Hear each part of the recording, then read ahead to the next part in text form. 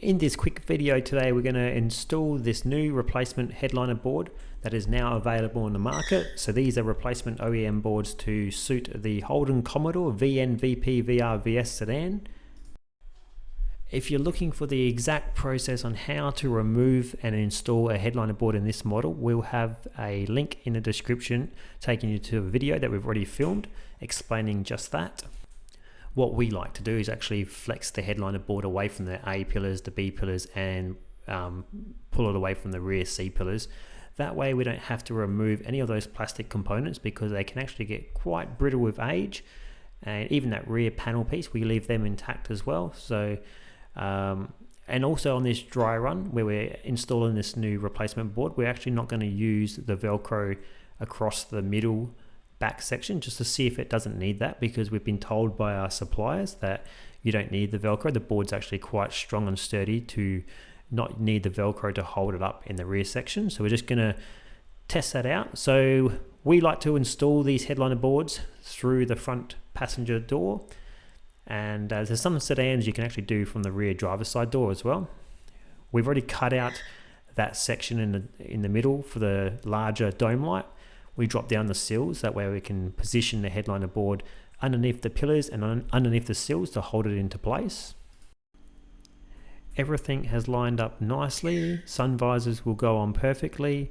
This headliner board would suit the rear view mirror being on the actual headliner itself, not the windshield. So we're just going to make those cuts. On these new replacement headliner boards, there's actually little templates ready to be cut out. So that's the board installed and in place, held up by the pillars, these little seals on the side here, and also that dome light section in the middle. At the far back where the grab handles are, if this was a Calais model, we would have to cut out where the courtesy lights are. And if you're doing that process, I would suggest use a template to make sure it lines up, or just use the material that comes off your old headlining. You can line it up maybe. The grab handles, the screws line up perfectly.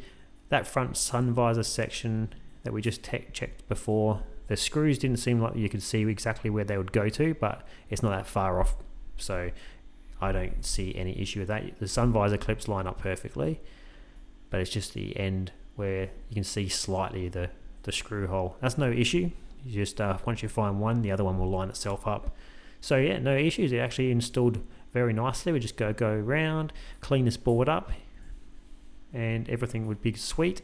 The rear section where it's normally held up by Velcro, we didn't use Velcro just to make sure that these headliner boards don't need it. But if we were using the stock board, we actually replace those sections at the far back with some industrial grade Velcro to actually hold it up and reinforce it back into place, because the factory only has like 3 little tiny Velcro tabs.